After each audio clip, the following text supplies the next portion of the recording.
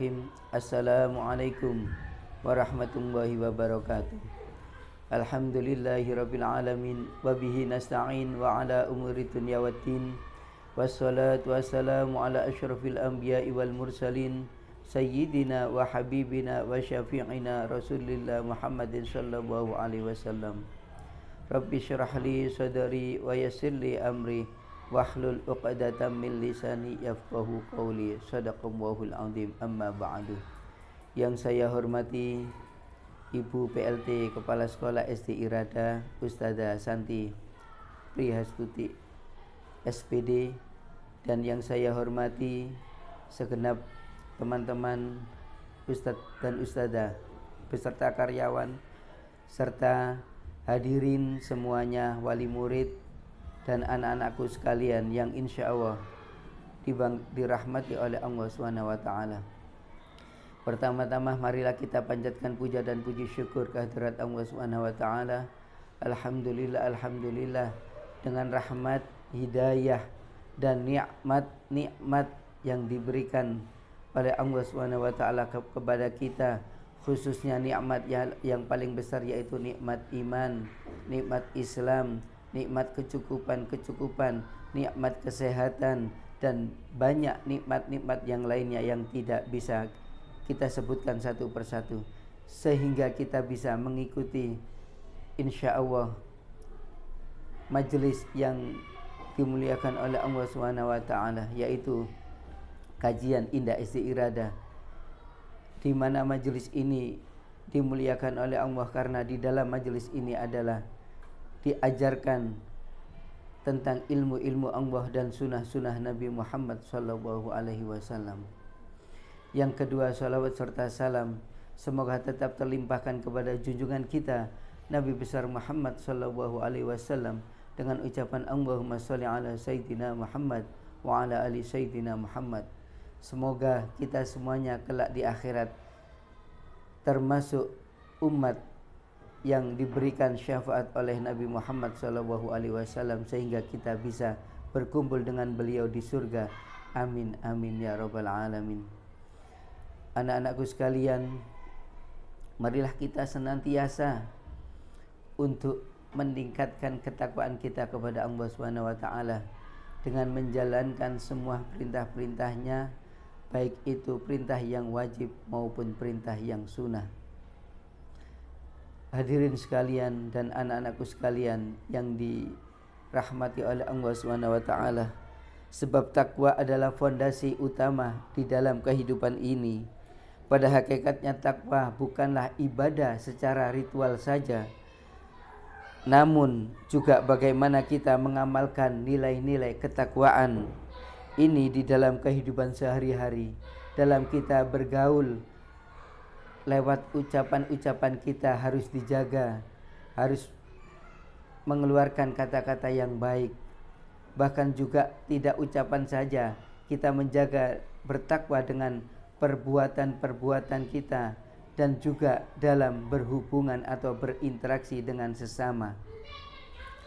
Anak-anakku sekalian yang dibanggakan oleh Allah SWT, hal ini penting dipahami bersama, karena takwalah kehidupan kita akan menjadi bermakna dan bermanfaat.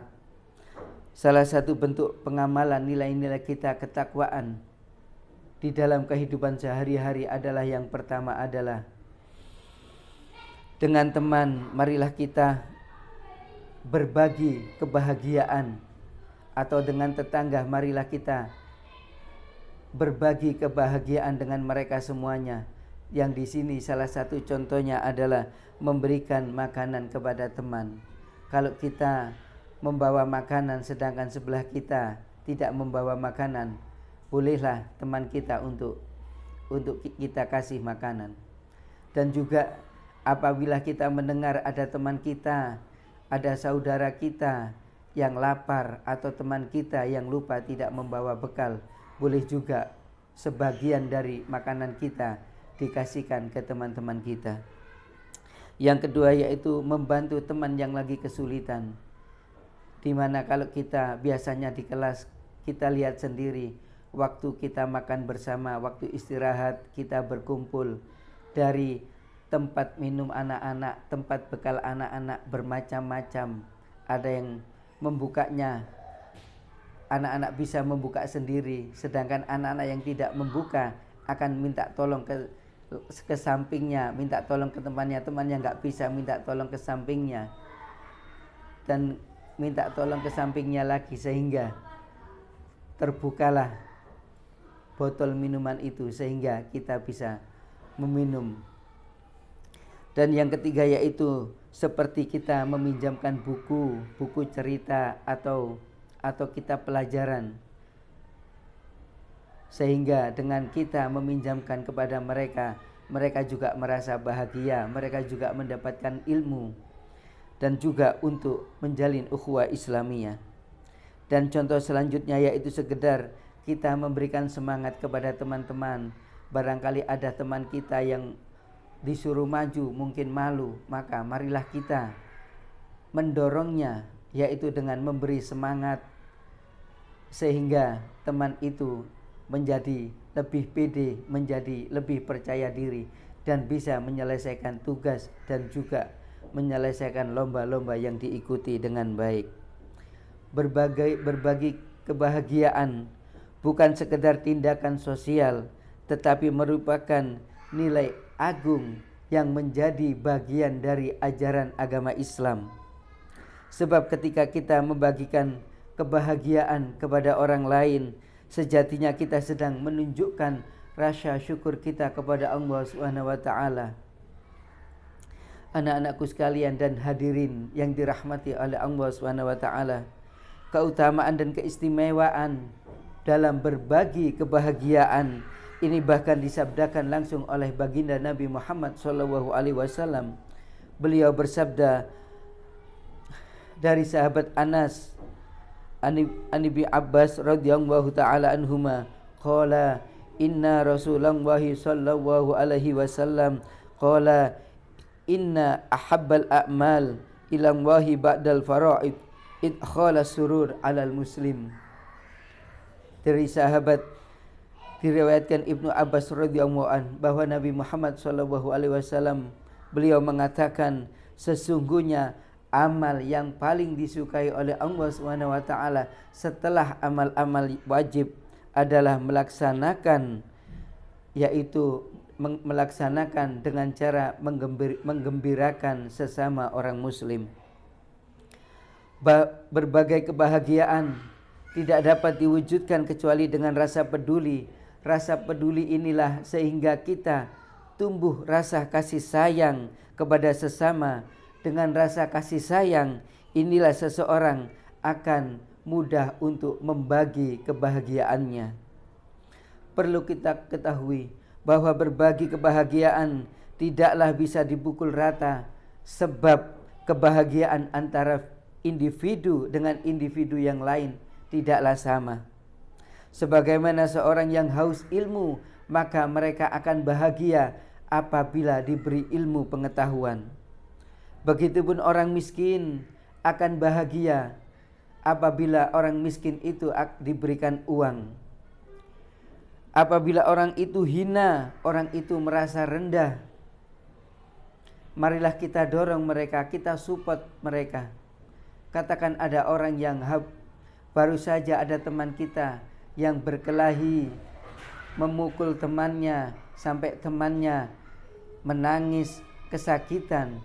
Kemudian yang berkelahi tadi, yang memukul tadi merasa berbuat salah, sehingga mereka dengan dosa-dosa itu dia takut kepada Allah.